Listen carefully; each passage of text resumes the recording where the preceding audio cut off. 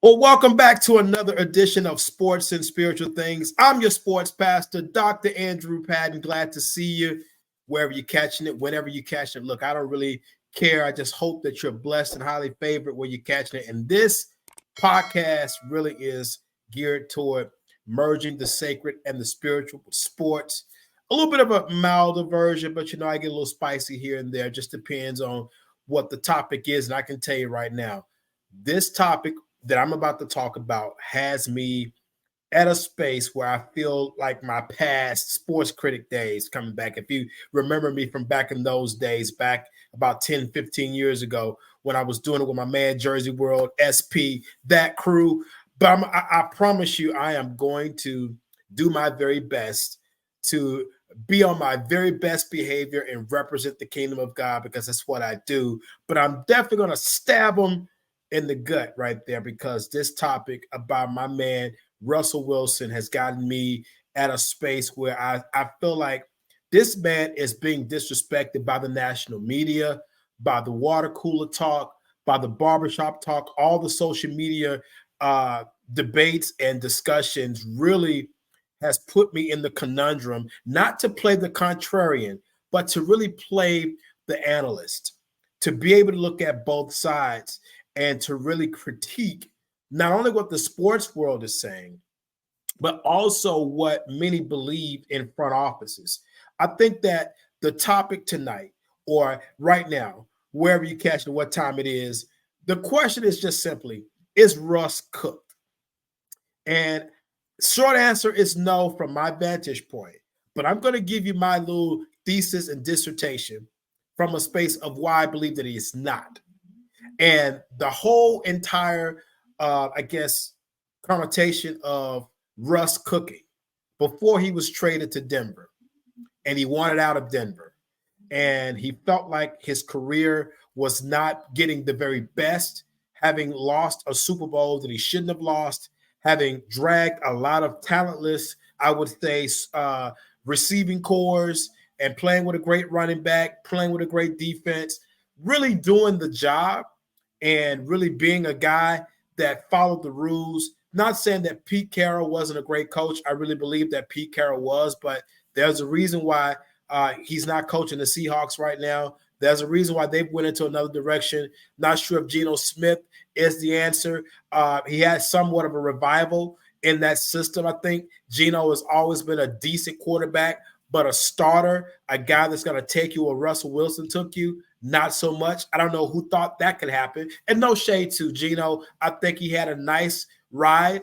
I think he's had a great career from a space of being able to play multiple years at the NFL level. But who are we kidding here? He is not Russell Wilson. I think that we've all found that out. In particular, if you're a Seahawks fan, you would definitely agree with me when I say that. So with that being said, the whole terminology of letting Russ cook is that when you go over his stats and you look at his story, coming from first NC State, starting as a freshman, and then getting to the Big Ten as a senior and having a great season, playing in the Rose Bowl, kind of threatening to appear in the national championship game. Some things kind of fell apart at the end of the season. Undersized quarterback. And we all know that when we study the history of that position, in particular, it's combine season, right? You always hear the silly season of the Mel Kipers and all the talking heads, Todd McShay, and even more guys that are out there covering the combine and the draft. They have these measurements or these little metrics or things that they earmark to say that this proves that a guy is going to be a great NFL quarterback. And let's be honest. Russell Wilson then checked those boxes from a standpoint of being under 6 foot, 5'10", 5'11", probably with cleats on, short, hands not as big, all these different things that they've said about a lot of quarterbacks that have washed out, the Jimmy Clausens of the world. Too many to name if we went down the list of these guys that they checked down and said that this guy's 6'5", 6'6", if it's Jamarcus Russell, if it's Ryan Leaf, it's so many guys. If it's David Klingler, I can pull some names out of the hat. Some of them you may have heard of. Some of them you probably have not. But when you understand what Russell has accomplished in comparison to what a lot of scouts had him coming out as. Russell Wilson has made it okay for Kyler Murray to get picked #1 overall. He made it okay for guys like so many other guys that are coming out that's under 6 foot that we're looking at, or maybe is slight of bill, maybe taller, like a JJ McCarthy coming out this year. He's just soaking wet, maybe 6'3", 6'4", but 200 pounds. Russell Wilson, all those guys owe him a debt. Bryce Young owes Russell Wilson's success. And even before Russell Wilson, I think that Doug Flutie, there it is. He kind of had to go through some things about being undersized and had to go to Canada and finally got his shot. But Russell was the tipping point that smashed all of the little metrics and all these little different stereotypes that does not measure heart. It does not measure talent. It does not measure leadership. All the things that Russ has done in his 12 or 13-year career, coming up on his 12th, 13th season, I really believe that we've forgotten some stuff, right?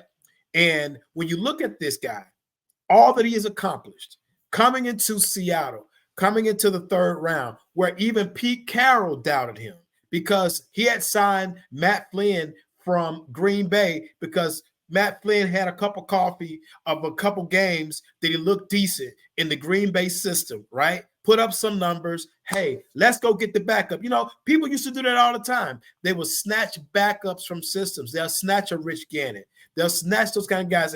And granted, Rich Gannon went on to have an MVP season, but there's a lot of guys, the Chad Henneys of the world, that was backups at one point in time, played baseball, looked a certain way. Matt Castle got a big contract from the Patriots back in the day. We have some names that we can pull out and say that, hey, if we just being honest and we're being analysts here, and not just trying to have a hot take, because we're in the season of the hot take. National media, podcasters like me, I'm a part of the community, right? I can say some things that maybe you may not like or you may disagree with, and I'm okay with that. But here's what's true. Numbers don't lie. And when you look at what this guy has done in these 12 or 13 years, granted, the first year in Denver didn't look so well. RG3 said it much better than I did. He talked about some of the parameters that affected Russell's performance that first year. New head coach, new offensive coordinator, a lot of moving pieces, new GM. There was a lot of different things that Robert Griffin III pointed out, and I thought was genius to really make the case for Russell not being cooked, or why this perception of him being cooked. So when Russ in his earlier years, or at least later years, I would say, in Seattle, hey, let me cook. I have the same ability as the top tier quarterbacks in the NFL. And he was right. Many people may not have put him up there with Tom Brady, and rightfully so, I get it. But he had Tom Brady on the ropes, and he was the one that led his team down to the 2-yard line, only to have his head coach call one of the dumbest plays, and I said that, one of the dumbest plays in NFL Super Bowl history. This is not a regular season game, right? This is not a non-divisional game where, hey, the Patriots is in another conference. This may not come back to bite you per se, but you do this and pull that out of the hat in the Super Bowl. If Russell wins that Super Bowl, we're probably not having this conversation from this perspective. And I get it. Eli Manning is a 2-time winning Super Bowl quarterback, and we give him a lot of passes for that, but he doesn't have the same winning record as Russell Wilson. When we look at it, yes, 2 Super Bowls, right? Eli was clutch, in the playoff runs that got them to the Super Bowl, right? But let's be honest, that record during the regular season and them backing into the playoffs every year that Eli got his team to the Super Bowl, he probably is still going to be a Hall of Famer, right? And even those later years, last 3 or 4 years, he was hanging on. He didn't look like a Hall of Fame quarterback. And I'm not saying a lot of people are beating the drum for Eli. But when he comes up eligible, those 2 Super Bowl wins against Tom Brady and him being a Manning with his brother already in is probably going to get him a little bit more favorable votes or discussions. Maybe not first ballot. Maybe not. But he's going to get in. And now we have guys like Rich Eisen, who I respect, who I think is a very fair-minded journalist, by the way. Guys like Dan Patrick, Stephen A. Smith, let's call the roll, Shannon Sharp. So many different people that I've loved and respected over the years, the national media, the blogosphere, the podcast community. We're asking this question and looking at, and I saw Rich Eisen do this. He had 3 years of Russ's career compared to the first 9. How does a guy's first 9 years of not necessarily perfection, but brilliance get reduced to 3 years? And even in the second year of the Denver tenure, he throws for 26 touchdowns versus 8 interceptions. I think the NFL passing touchdown high was about 32, 33. That ain't that far off for a guy that doesn't let you throw the football, who preferred to run the football, is Sean Payton. And when it was evident that they couldn't run the football, he had to let Russ cook a little bit, and he had to throw that playbook out of the kitchen, so to speak, and let this guy cook. So that term came about when Russell was saying, "Look, I'm capable of much more than Pete Carroll has let me show." And if we look at the stats, and let's do that. Let's go over the stats real quick. I got pulled up. You guys can't see it, and maybe we'll put the screen in, maybe we won't. Doesn't matter, because I can read those numbers out to you. At 43,000 yards passing, 334 yards, make that 334 passing touchdowns, not counting the rushing touchdowns, because he has a number of those guys too, against 106 interceptions. This guy never goes, think about this. This guy has never had more than 15 interceptions in a year. Let that breathe for a second. Most years of his starting career, he has single-digit interceptions, meaning that he takes care of the football, he goes where the ball needs to be, or he throws the ball where it needs to be, doesn't force it. He's not like Dak. He's not like Josh Allen. Some of these guys that we worship for being gunslingers and taking risk. This guy he's never really been a turnover machine. His interception high came in 2020, where he had 13 interceptions, but he had 40 touchdown passes. You can live with a guy, that's in 2020. You can live with a guy that did that. And each year, let's look at it. Each year, his lowest completion percentage for his career was the first year he had Nathaniel Hackett, 60%. His rookie year, he was at 63%. In 17, he was at 61%. In 18, he was at 65%. So for 3 years straight, in 18, 19, and 20, he was well above 65%. This is a guy that we're asking is cooked. Where are we doing this at? I'm glad you asked that question, or I asked myself that question from a space of where we're doing this at. The perception police. Those that in the sports media world, we like to cook up these narratives that are not fact-based. It makes no sense. I feel like Popeye A to Z. I feel like I can't stand no more. I need my can of spinach. I'm about to open up a can of, no, this is a spiritual show. I can't say that. And even if the cameras wasn't rolling, I probably wouldn't. Maybe I'd be thinking it. I'll admit that much. But I'll tell you this. I'm so sick of people disrespecting this man's accomplishments, disrespecting the fact that this man, again, was a 3rd round pick. And he's done way better than some guys that I mentioned that were 1st round picks, like a Josh Rosen, like so many other guys that are playing now that were 1st round grades, and they haven't made it, or they're journeymen. When you look at a Zach Wilson, right? Number 2 pick overall, number 2. Hadn't even touched the playoffs. Yes, A to Z, you'd like to interrupt me? And he's the only one that's still playing from his class. Absolutely. Let's go to that class. What was that draft class? Would you care to back me up right there and let me know who's in that draft class? RG3. Okay. And I forget my man's name from the Colts. Well, you forget. Kirk Cousins is still playing too. And Kirk Cousins. Yep. Kirk Cousins is a 4th round. So think about it, which bolsters the argument, right? You had RG3 at number 2. I believe in that draft. That was the 2012 draft. Am I right? Yep. And I'm trying to remember who was the Andrew number Luck. 1 pick. Andrew Luck was in that draft, who's already retired, who had a great career, by the way. But if you were to look at that draft, and in particular, when we say this in not only just the NFL, but just sports drafts in particular, we say it in hockey. You know, Alex Ovechkin was a can't miss. LeBron James was a can't miss. Peyton Manning was a can't miss. So was John Elway. You know, those kind of names come up. Magic Johnson in the NBA can't miss, right? We've seen that a million times. You know, certain guys in baseball, Bryce Harper, in a lot of places or analysis of the major scouts said that he was can't miss. And so far, so good. These guys have delivered. But at the same time, if you look at a Russell Wilson, 3rd round pick, right?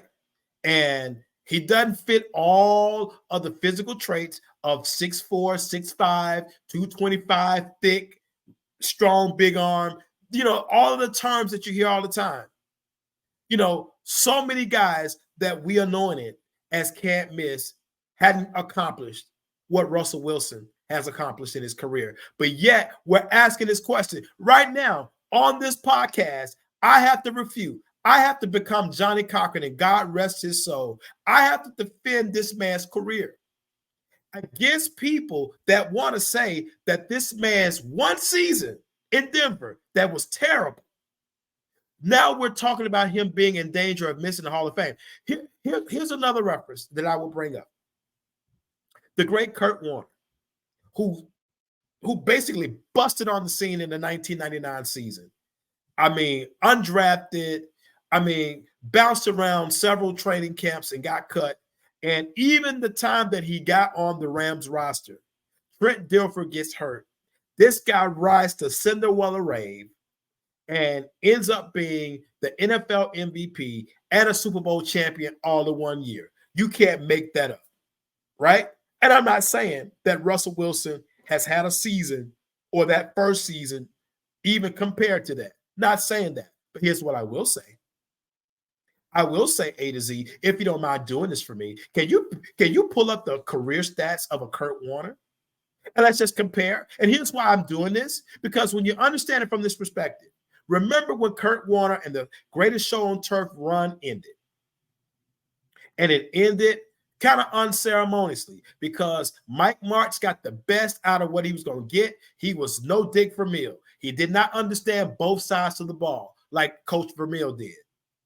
And after Coach Vermeil kind of went off into the sunset and Martz lost that Super Bowl, and they had some other appearances or they made some nice appearances in the playoffs, and Warner kind of struggled, and Mark Bolger came in and looked great in the system, then guess what? That made Kurt Warner expendable. He ends up in New York, and New York has already got the #1 pick. They got an Eli Manning. So what was Kurt Warner supposed to be? He was supposed to be that bridge quarterback.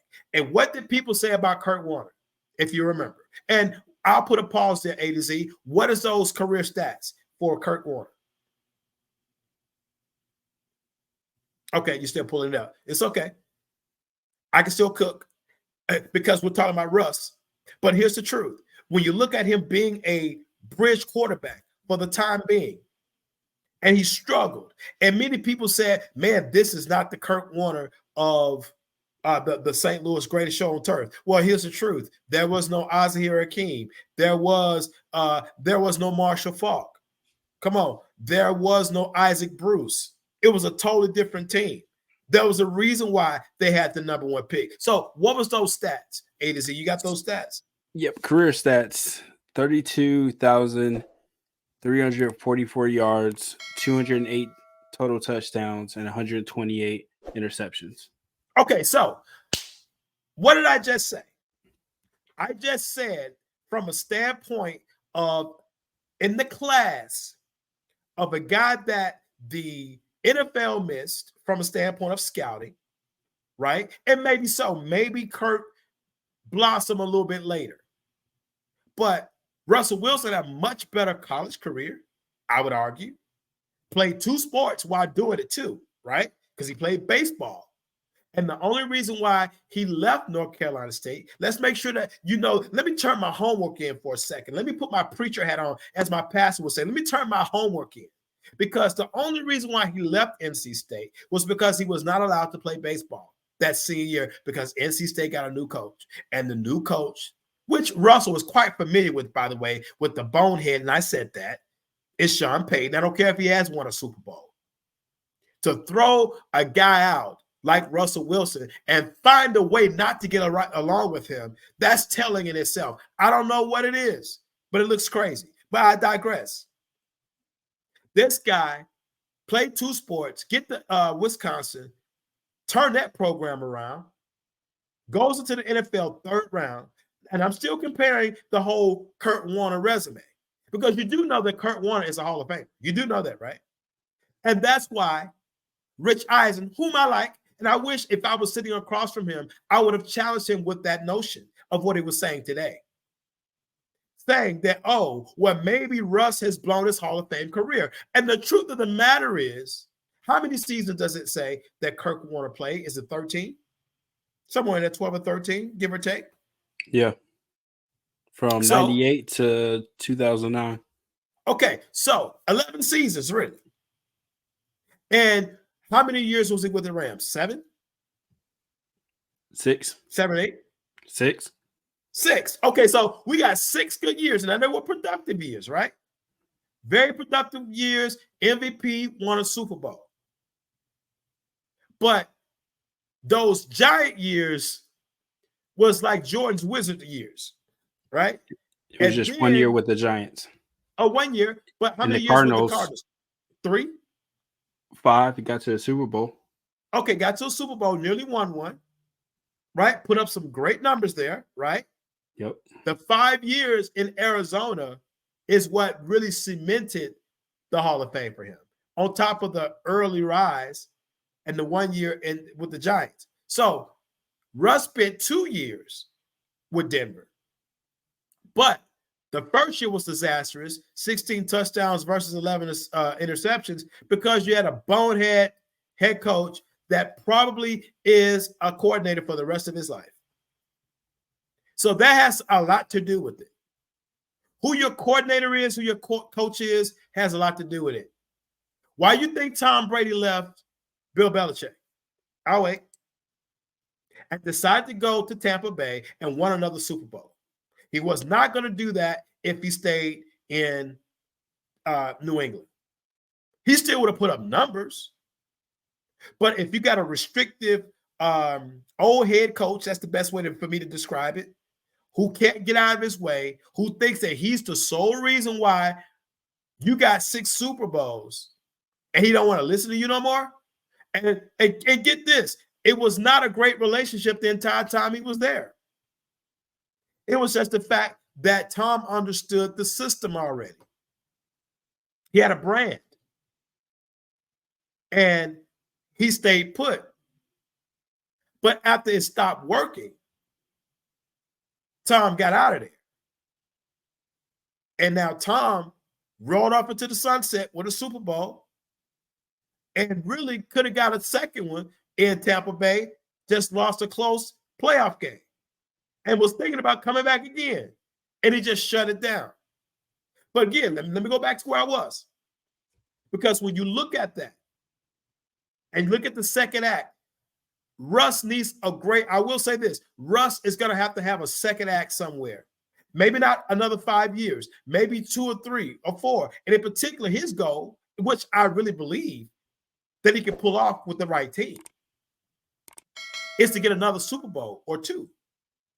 That's his burning desire. He's 35. Why did we buy into, watch this, why did we buy into an older Aaron Rodgers at 39 with the Jets, who has had more MVPs, had more talent around him, had more home court advantage scenarios, or make that home field advantage in Lambeau, in a place that's very difficult to play and it's cold, and you lost 4 straight NFC Championship games. I'll wait. Where was the analysis? We still had Stephen A. Smith. Yeah, Stephen A. got on him, but Stephen A. still says he's a bad man. Is that a tagline? Or are you really ignoring the fact that this guy, as Stephen A. would say, went to bed? who did not live up to the performance of an MVP season, who should have, by the accounts of what we do with other superstars, and say, if you got 4 MVPs, you should have more titles. Well, with the argument of LeBron and those talking heads that do that, LeBron has 4 MVPs and 4 titles, and he has a scoring championship overall. But yet it still feels like we describe him as an underachiever. Why is that? Why is that? And then going back to what I was saying earlier, comparing the trajectory. Russell already has 11,000 more passing yards than Kurt Warner. He has 100 more, actually 150, 60 more touchdown passes. Let's look at the numbers. Numbers don't lie.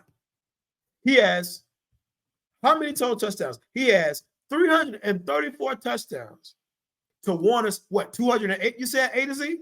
That's Is that correct. what you said? Yep, 208. Okay. So I'm trying to figure this out, Rich Eisen. I'm really trying to figure this out. Where is this narrative being spun that Russ is done? Where? I even heard Rich say this. He said that, well, because all the okay, here's what he did, and it was sacrilege. Sorry, Rich, I love you. I've been a fan since I saw you on ESPN. I was in college, and I was inspired to want to do this. You and all the crew of come on, anytime in the late 80s, early 90s, if it's Rich, if it's Dan, if it's Stu Scott, rest in peace. That was the golden age of ESPN and Sports Center. It'll never be another era like that for them.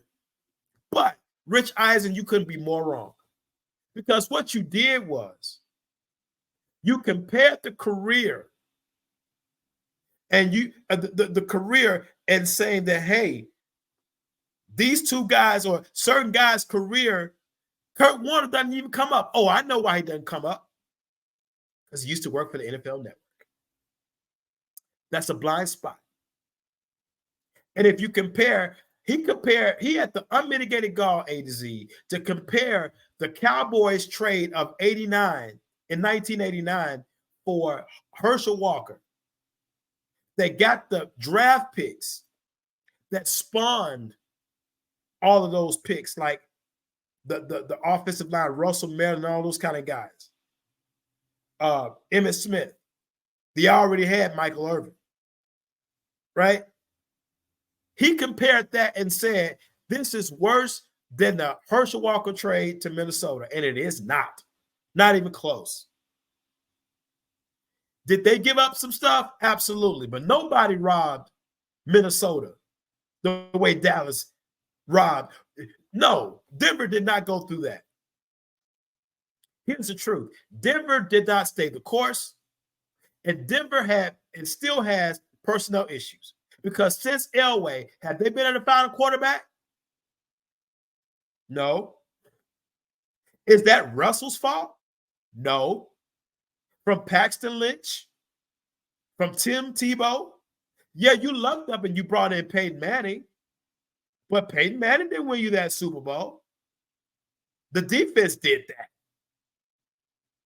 So when we begin to understand it from that perspective, if this is going to be, we're going to cook Russ. No, we need to turn the eye down.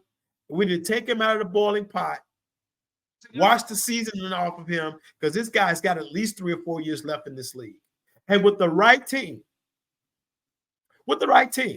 I really believe that Russell can shut some mouths. I believe that. He's healthy. This guy has not been injured and not from a space where it's made him miss games.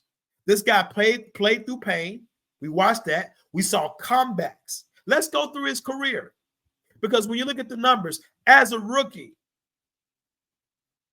he completed 64% of his passes, 3,100 yards, 26 touchdowns, 10 interceptions, 100 passer rating as a rookie. That's better than C.J. Stroud's year.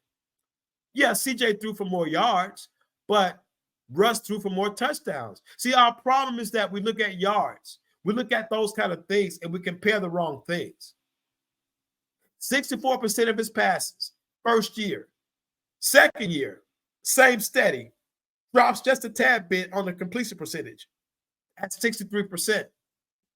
3,300 passing yards, 26 touchdowns, 9 interceptions. Higher rating. The year, and that's the year they won the Super Bowl. 2 years later, they're back in the Super Bowl, and Russ is even better by that fourth year. 68% of his passes, 4,000 yards, 34 touchdowns, 8 interceptions, 110 passer rating. So I'm trying to figure this out. And this is what an organization that did not draft very well at the receiving corps. You think Doug Baldwin has gone to the Hall of Fame? I don't think so. No shade. But look at that receiving corps. You got Marshawn Lynch. Yes, you have a great defense. But you know how many teams have great defenses that didn't have a Russell Wilson that was a great quarterback? Ask the 2000 Ravens would they want a Russell Wilson as a quarterback at that time. They probably go undefeated if they have a Russell Wilson as their quarterback, somebody with enough talent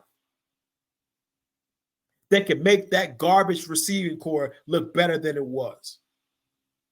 And maybe that's a little disrespectful because they did, do the job, right?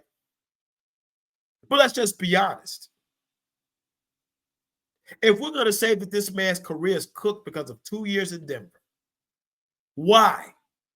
And 1 year he made up for it.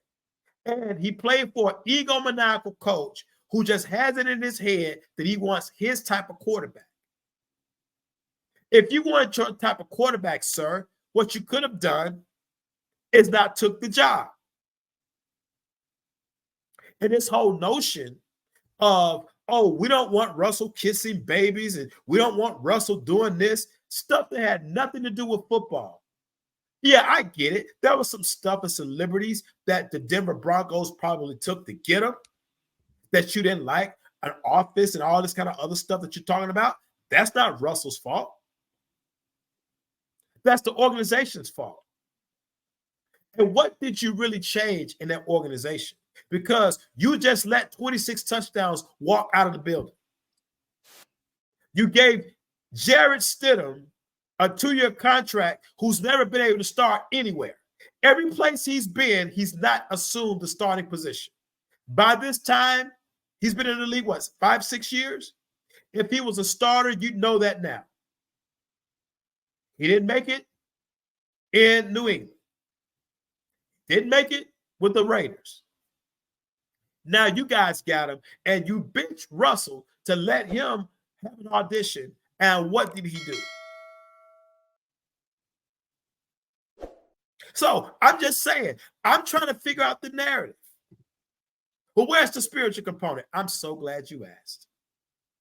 Because one of the things that I'm sure Russ has had to do, that Jesus even taught, he said that you have to pray for people that spitefully use you, or people that really undervalue what you've contributed. Not only from your career standpoint, even what drove him out of Seattle. What drove him out of Seattle was that, look, we don't thank you all of that. So we're willing to trade you. We don't want to pay you another big contract. If you could get it somewhere else, we'll get it. And we'll leverage your success as a Super Bowl winning quarterback to get draft picks. And yes, they did pretty decent with that. But they didn't make it. I mean, they made it to the playoffs. They went to the crib after the first weekend. Why? Because Geno Smith is not Russell Wilson. Because with a great defense and a subpar quarterback, you're probably not going very far in today's NFL. So Russ did some things that I like.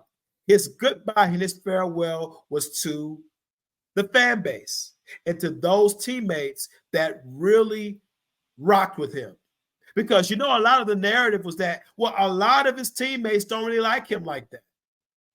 Well, let's tell the truth. Russell Wilson leads a different type of life. He's a believer. And a lot of the times, Guys like Russ ain't going to the strip club to toss ones, to build rapport and to build camaraderie with the team. Because guess what? Even when you listen to interviews from Marshawn Lynch and other guys that played with him, Richard Sherman, those kind of guys, they had a working relationship with him. And I don't know where this myth has had to be or comes from, where if you not only if you're a believer, but if you're a guy that goes home to your family, show up, first guy to show up, last guy to leave, but because you're not popping bottles at the club and getting DUIs, oh, no pun intended to Mr. Sherman, didn't mean it from that perspective. What I'm saying is that the narrative looks real different here for me. Because you got a guy that loves God. You have a guy that's produced in the NFL. We tried, the sporting public wanted Tim Tebow to be Russell Wilson. And if he was, we wouldn't be having this conversation. And no shade to Tim. Tim is a great guy. He's a great believer. Just with a great NFL quarterback. And I can separate the two. But what about when I have a great NFL quarterback and a great man of God, and nobody comes to his defense besides a few in the sporting community who looks at these numbers and say, hold up, wait a minute, let me put some facts in it. When I look at these numbers, and out of all the years that he played, really technically the first year in Denver is his worst. That's his worst. And he's got 11,000 more yards than a guy that y'all made a Hall of Famer, who basically lost 3 Super Bowls. And not all because of him, but we're talking about a guy who has a de facto, should have 2 Super Bowls because his coach called a stupid play. And that guy is cooked. Really? Hey, and not to mention, he's been to more Super Bowls than his coach. Yeah. Let's let that. What has Sean Payton done since 2009? Nothing. He left New Orleans in shambles. He quit rather than stay and get fired. Don't forget Bounty Gate. Yep, that too. So why is Sean Payton depicted as this genius? I don't understand that. It makes no sense. Especially when Drew Brees. Sorry, especially as Drew Brees is very similar to Russell Westbrook from size. I mean, Wilson, from the size, from the height, to him being a believer, to him being a family man. What's the difference? Nothing. Now, some people may go another direction, and I'm not willing to go that far. But I will say that it's not uncommon. I think this is more, this feels more like a college coach scenario or a secular job where I want to pick my own team. I want to cook my own groceries, so to speak. Well, you're not going to do that with Jarrett Stidham. And you're probably, if you don't like rookie quarterbacks, is Denver trying to do something to move up in the draft? Because there's several different quarterbacks in the draft. There's as many as 7 to 10 that I think that could land on some rosters that's in between the first 3 rounds. I like a kid like Joe Milton out of Tennessee. Older guy, by college standards, rocket of an arm, intelligent, can move, can throw. But you want to hit your wagon there? Isn't that more riskier than trying to figure out how to really appeal to Russell Wilson? Yeah. But you want to do it your way. And to be honest with you, this looks like the second act of a Mike Shanahan. Uh-oh. What do you mean, Dr. Patton? I'm so glad you asked. Because in Washington thought they was getting the Denver Broncos Shanahan, Mike Shanahan. And what they got was a guy that began to drink his own Kool-Aid and forgot there was no John Elway and no Shannon Sharp and Terrell Davis and a stud defense. That ship had passed. Oh, even after Terrell retired and Orlandis Gary and those kind of guys with the blocking scheme at the line, the zone blocking could get 1,000 yards just showing up. Cool. You get to Washington. Different beast. You're responsible for RG3 careers ending too quickly. I believe that. I believe that. Sean Payton is going down that road of believing that one Super Bowl and coaching a guy that is second to only Tom Brady and passing yards and touchdown passes.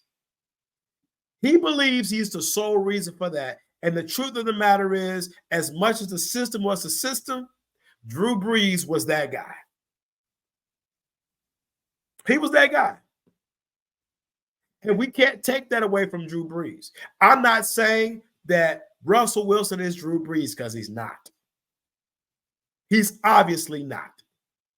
But what he is not is some bum on the street that has not played at a high level in this league. That's what he's not. And that's where again, going back to the spiritual component, that's why for me, I know Russ has got forgiveness in his heart. I know that his motivation is not just to prove guys wrong.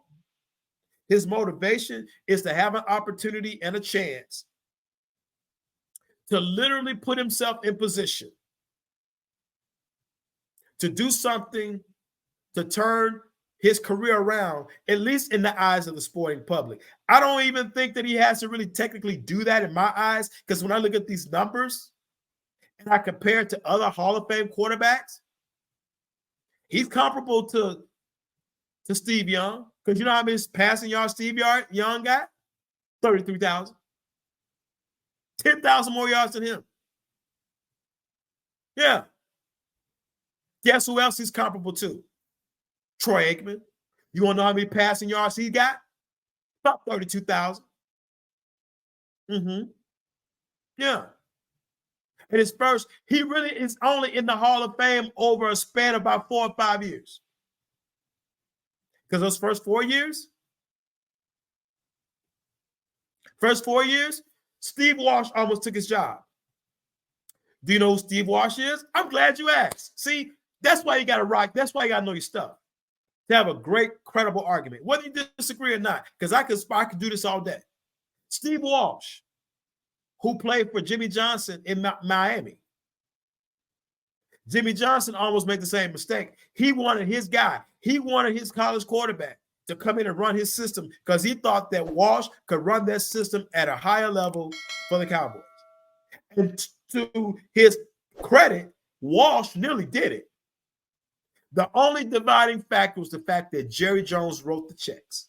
And Jerry Jones said, this was my number one pick. I spent a lot of money on this guy. You better win with him. Troy got it together because one thing Troy could always do, he could sling the pill. He just needed time. He needed that front line or that offensive line to be better, which the Herschel Walker trade made it possible. We know that Troy was a great leader. Michael Irvin and Emmitt Smith and other guys that played with him swear by that. He had 11 years in the league total, retiring in 2000. But let's be real. He only had 6 good seasons. Let's just tell the truth. And Russ has played longer, had longer shelf life than those 2 guys that are Hall of Famers that I mentioned. Also, you can say that about Steve Young. Maybe 7 or 8 years as a starter at a high level, backing up Joe Montana. Winning that Super Bowl. Now, granted, those 7, 8 years, Steve Young was the guy. High completion percentage, 35, 40 touchdowns. But look who he played with. And look what organization he was fortunate enough to play in. The 49ers dynasty that was good from top to bottom, from ownership to the scouting department to the guys that did the field. That organization, top flight, one of the better franchises in the time for the times. It matters where you play, matters who coaches you. Doesn't hurt you that you get to be coached by Bill Walsh, George Seifert, Steve Mariucci, all these coaches that understood the system. These are things that make guys Hall of Famers. Yes, you got to produce in that system, but you're not going to tell me. You're not going to convince me out of all the NFL football that I've watched for over 35 years, you're not going to make me convinced that this guy's done. Let's look at some teams and we're going to get out of here. We'll pray. But it's important to understand it from this perspective because I think that Tampa Bay should give him a phone call. A lot of people don't like that because, Baker Mayfield has earned the right. I think Russell Wilson is better than Baker Mayfield. I believe that. Now, you can say that depending on the price tag, honestly, I think that Russell looks better because even if you sign up for $1 million, Denver paying the rest of his check, and at least for a year, you can see if this guy could get you further than Baker Mayfield could with a better receiving core, a better defense, not necessarily a better coach per se, better organization, a Bruce Arians that could probably help out Todd Bowles and what to really do with Russ. Yeah, I think that makes sense. The Raiders need a quarterback. Devontae Adams is a stud receiver. You saying no A to Z? You're saying no. I'm just saying the quarterback poor. Now, I'm not sending him to football Siberia. I'm not sending him to the Chicago Bears. That'll be worse. Wouldn't want to see him do that. But I'm just off the top of my head saying what teams really need him. Even the Tennessee Titans, where I live. I know that people are saying that they're gaga over Will Levis. I wouldn't be. No shade. The kid had a decent rookie year, but C.J. Stroud looked way better. So that they look 3 miles apart, if you ask me, just from an ability standpoint. And maybe with this new offensive coach, Levis takes that second-year leap. Maybe he does. And I'm not mad if the Titans don't take him or even make that phone call. I'm just saying that there are certain aspects. There's 3 teams. If I'm the Steelers, I'm making that phone call because Kenny Pickett, by now, you know what he is. You know what Mason Rudolph is. You know what he is. And maybe if the presence of a Russell Wilson pushes his kid and it makes him better if Russ struggles, no shade. But if you're Russ, I need to come in and start day one because I'm going to make your football team better. I'm going to make the quarterback room better because I'm going to show you how it's done. And even if it's 2 or 3 years, Mike Tomlin has not had a losing season. So can you imagine if Mike Tomlin had Russell Wilson on this roster? They get a playoff game at least. At least. It's not a layup. I think what Buffalo play. That's what they play. Buffalo. It's a different matchup because you got a Super Bowl winning quarterback on your roster who can lead that team to battle. That's important. And for a Mike T that is a defensive wizard and a coaching savant, because you got to be a coaching savant not to have a losing season ever.